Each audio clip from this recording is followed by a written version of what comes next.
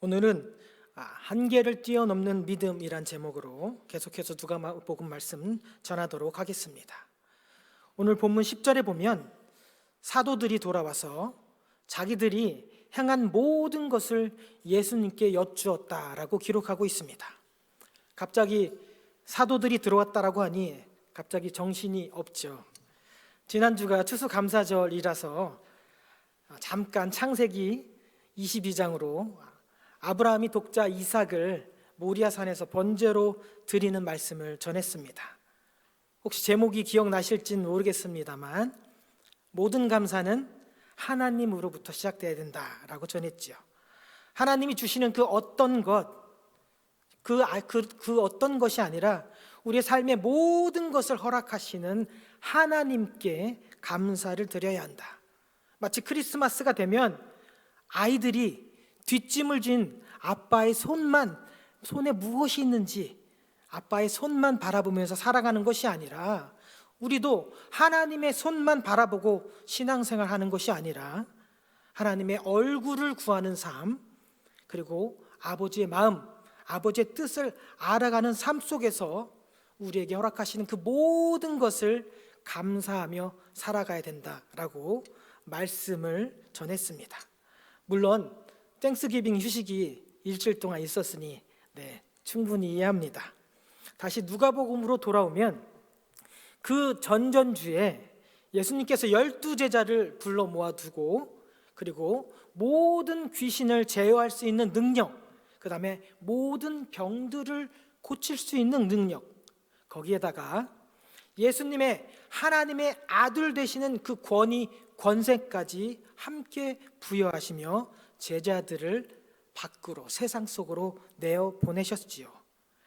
그렇게 하는 이유는요, 하나님 나라를 전파하며 앓는 자들, 특별히 육체의 연약함 그리고 영적으로 연약하여 귀신 들린 자들을 모두 고쳐내라고 내보내셨습니다.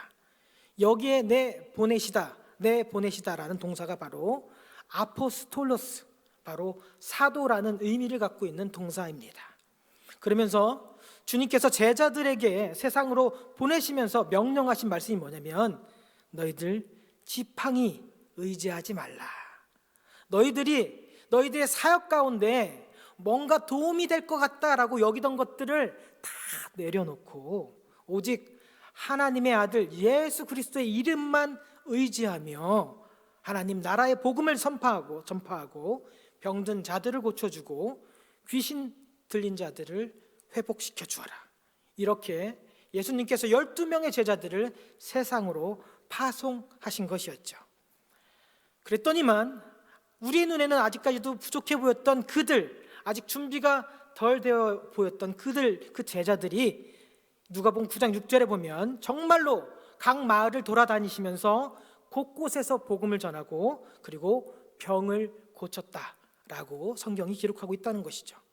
분명 그들은 예수님을 떠났지만 예수님은 그들을 내보내셨지만 마치 예수님과 함께 있는 것처럼 병을 낫게 하고 귀신들을 내쫓고 복음을 전할 수 있었다라고 성경이 기록한다는 것이죠. 어떻게 이게 가능했냐고요?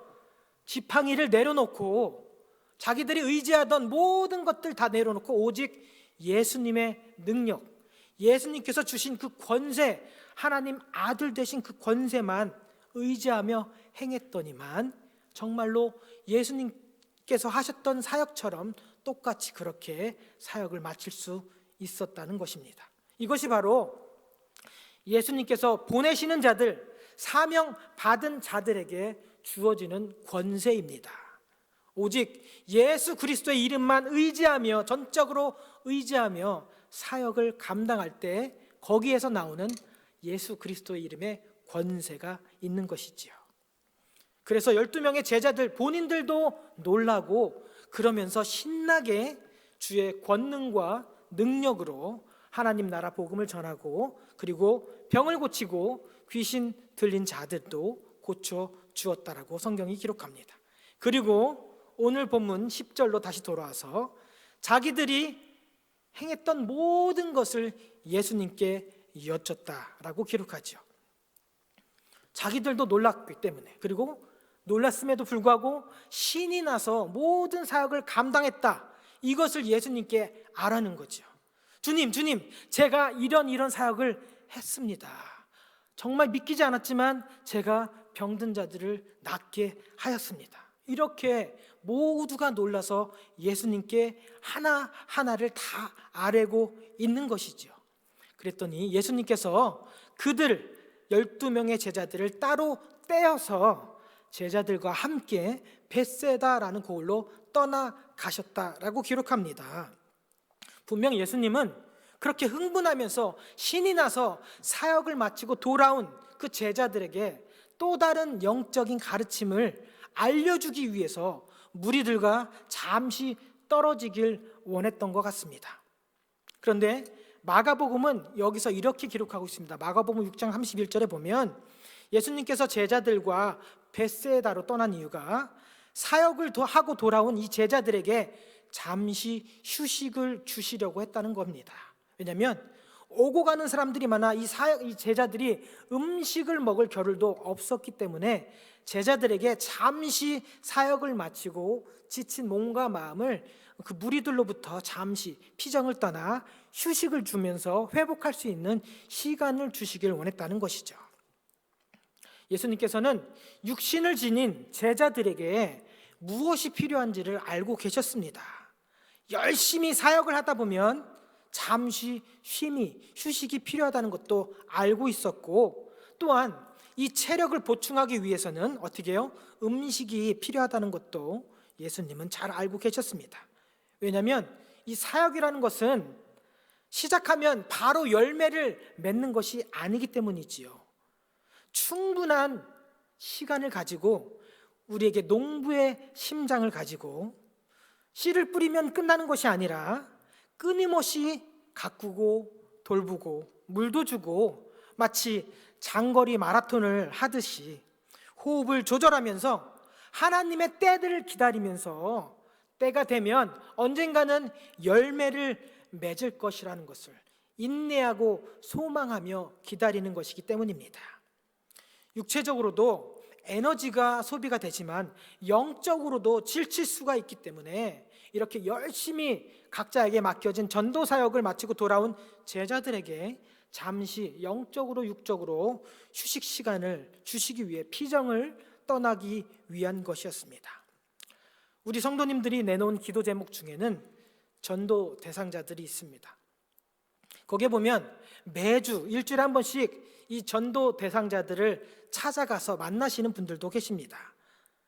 귀하고 귀한 시간을 쪼개어서 내 시간이 아니라 그분을 만날 수 있는 그분의 시간에 맞추고, 그리고 내 시간도 내 돈도 내 물질도 그리고 내 기도까지 열심으로 해도 안타깝지만 그렇게 1년, 2년 그 전도의 열매가 언제 맺게 될지는 아무도 모릅니다. 또한 우리 성도님들의 기도 제목 중에는 가족의 구원을 위해서, 남편을 위해서, 자녀를 위해서 기도하시는 분들도 계십니다. 바라옵기는 할 만큼 했으니 낙심하지 마시고 포기하지 마시고 힘드실 땐 잠시 주님 품에서 잠시 기대어 쉬시면서 재충전하시고 전도의 열매가 맺혀질 때까지 소망의 끈을, 기도의 끈을 놓지 마시길 부탁을 드립니다. 주님의 때가 이르면 기도하며 간절히 원했던 그 전도 대상자들이 예수님을 주와 그리스도로 고백하고 영접할 줄 믿습니다. 자, 이렇게 주님은 제자들을 또 다른 목적으로 가르치기 위해서, 그리고 제자들에게 휴식을 주시기 위해서 무리를 잠시 떠나 벳세다로 가기를 원하셨지만, 문제는 이 눈치 없는 이 무리들이 벳세다까지 예수님을 쫓아왔다는 것이 문제입니다. 이 무리들이 마가복음을 보니까요, 이미 예수님께서 어디를 가시는지를 알고 미리 와서 또 열심을 내서 걸음으로 달려온 그런 무리들도 있었다라고 마가복음 6장 33절이 기록하고 있습니다. 예수님의 생각과는 전혀 다르게 행동하는 무리들, 어쩌면 그 예수님의 생각과 제자들의 그 쉼을 방해하려는 방해꾼처럼 보일 수도 있는데, 우리 예수님은요, 그 무리들을 방해꾼으로 여기지 않으시고 오히려 요한복음에서는 그들을 불쌍히 여기셨다. 그리고 오늘 본문에 그들을 영접하셨다라고 기록합니다. 예수님의 생각과는 다르게 방해하는 듯한 그 무리들인데도 불구하고 예수님께서는 방해꾼으로 여기지 아니하고 그들을 긍휼의 대상, 동정의 대상, 그리고 사역의 대상으로 보신 것이었죠. 사역이라는 것이 그렇지 않습니까? 오늘 예배를 준비했습니다. 열심히 준비해서 PPT도 만들었는데 갑자기 인터넷이 안 되고 갑자기 프로그램이 안 될 수도 있다는 것이죠. 철저하게 준비한다 할지라도 때로는 다른 방향으로 흘러갈 수 있다는 것입니다. 그럴 때 우리의 사역을 방해하는 것 같은 불쑥불쑥 사역의 현장 가운데 찾아오는 사람들이 있죠.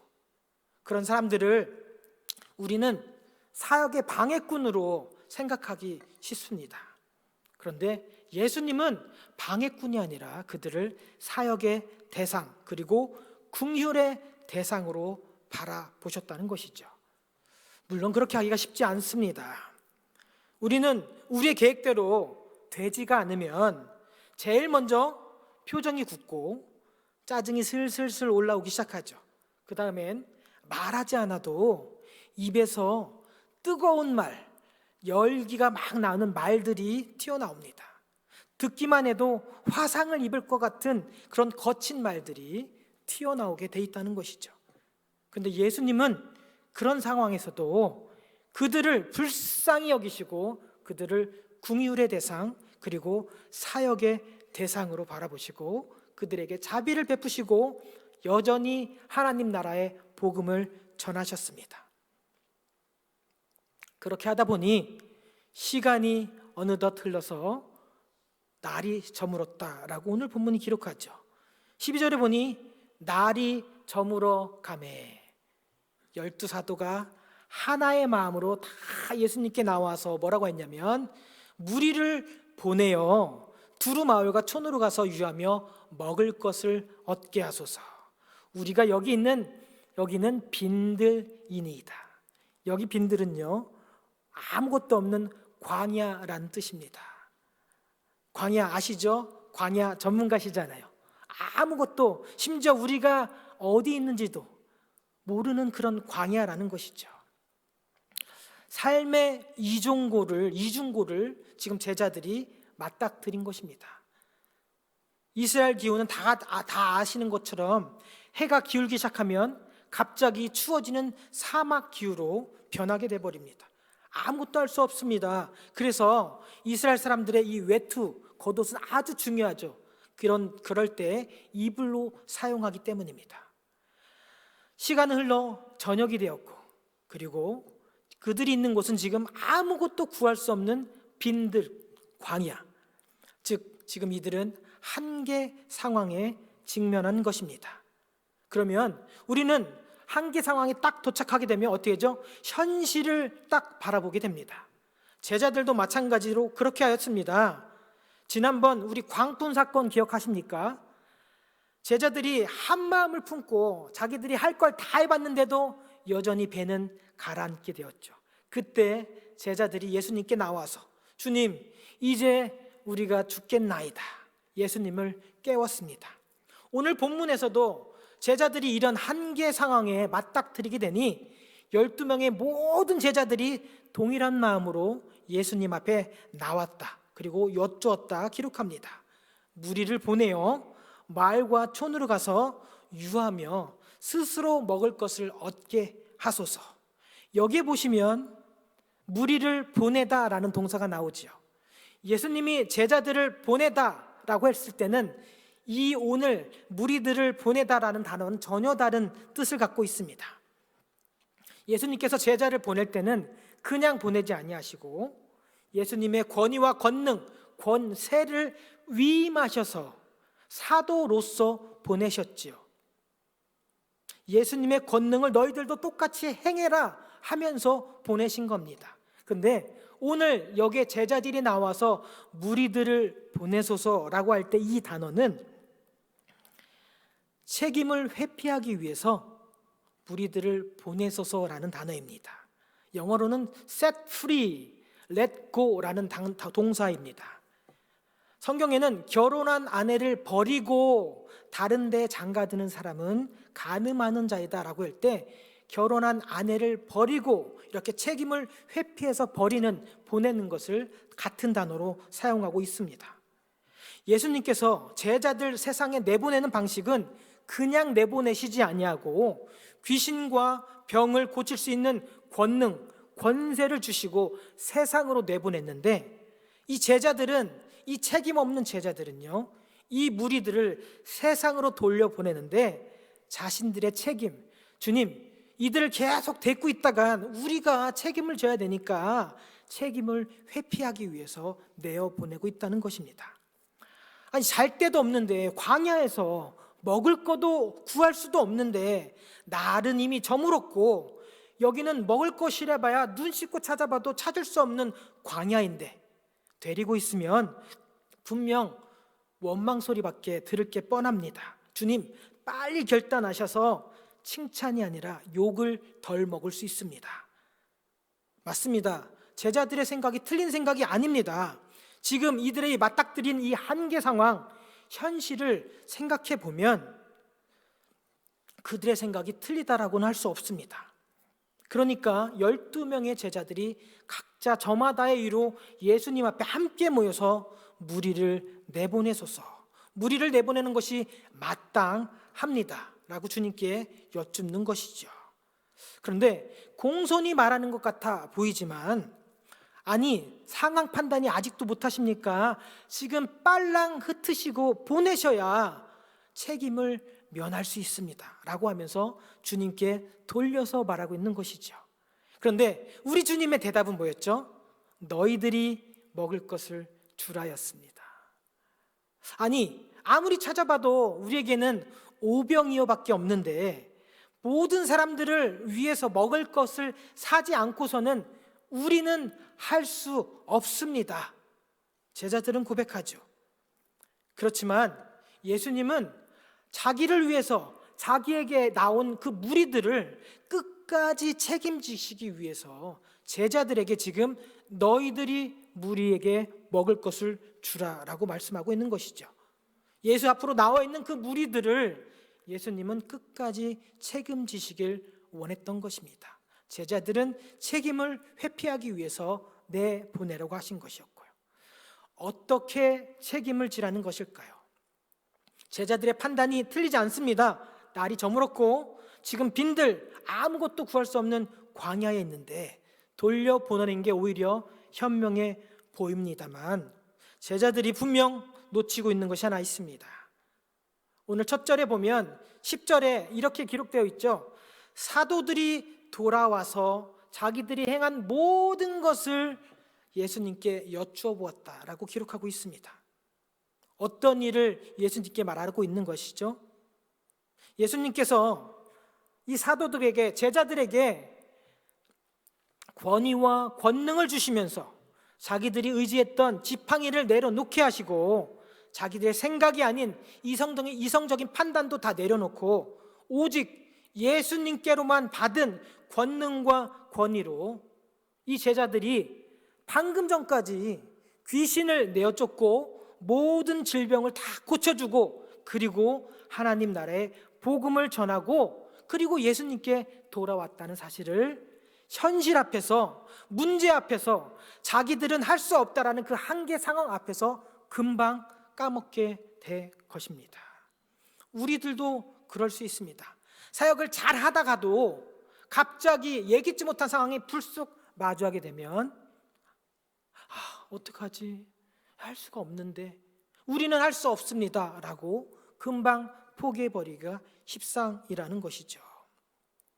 너희가 먹을 것을 주라는 이 명령은 너희가 여태까지 뿔뿔이 흩어져서 감당할 수 없던 그 사역, 전도 사역을 그렇게 잘 감당하고 돌아왔는데 성령님의 권능으로, 예수 이름의 권위로 불가능했던, 너희들이 생각했을 때 불가능하다 여겼던 그 사역들을 감당했던 것을 지금 벌써 잊어버렸느냐?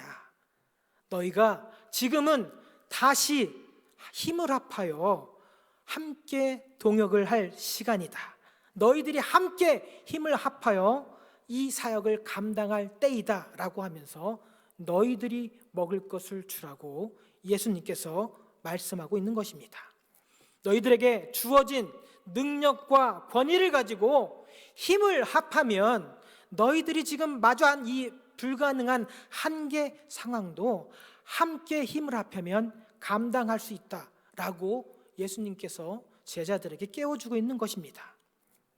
누가복음 9장 1절에서 흩어져서 사명을 감당하라고 예수님께서 그들에게 권능과 권위를 주어 내보내시는 것, 그리고 오늘 본문은 뭐냐?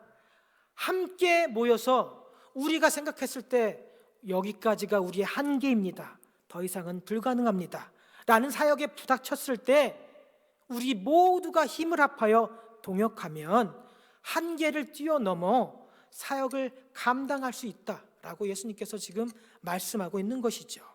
그러면서 때를 지어서 50명씩 앉으라, 그리고 예수님께서 축사하시고 직접 떼어서 무리에게 주지 아니하시고 12명의 제자들에게 나눠주시면 이 12명의 제자들이 다시 무리들에게 나눠주고 있다라고 오늘 성경은 기록하고 있죠. 이것이 바로 예수님께서 제자들에게 너희들의 힘을 합하여 5,000명이 넘는 이 많은 사람들을 먹이라고 말씀하고 있는 것입니다.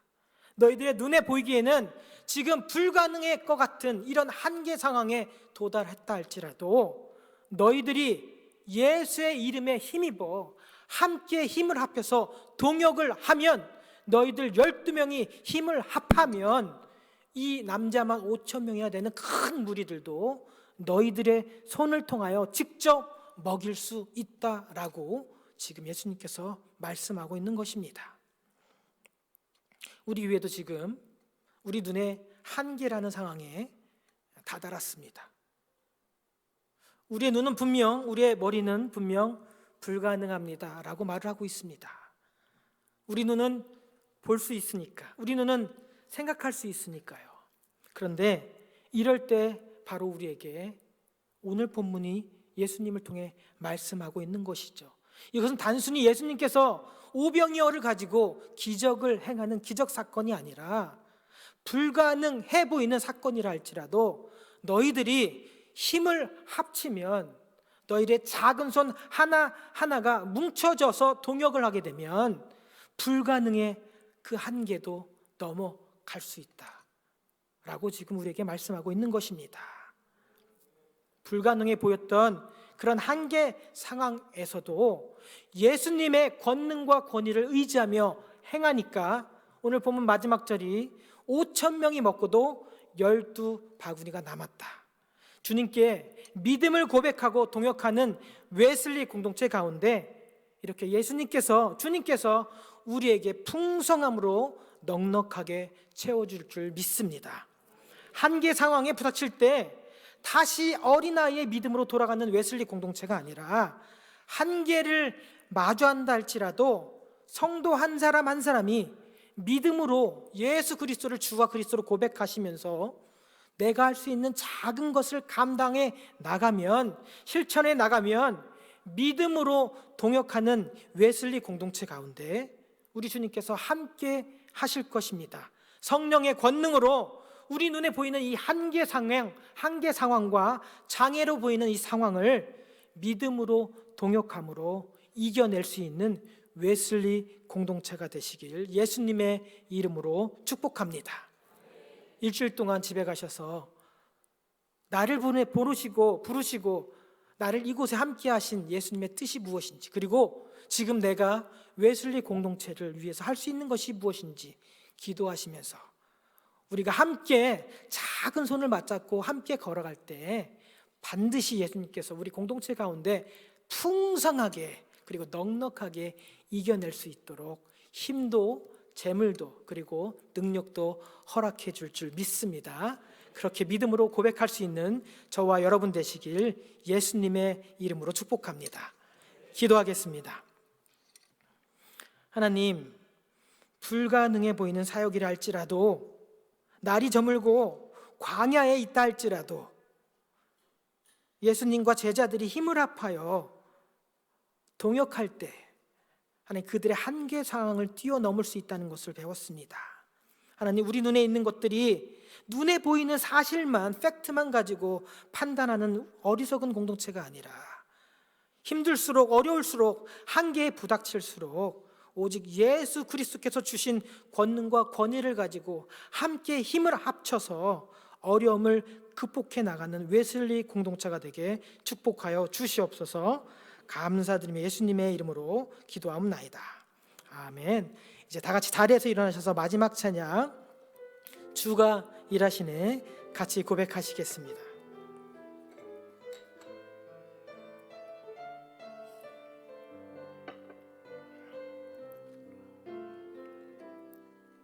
날이 저물어 갈 때, 빈들에서 걸을 때, 그때가 하나님의 때.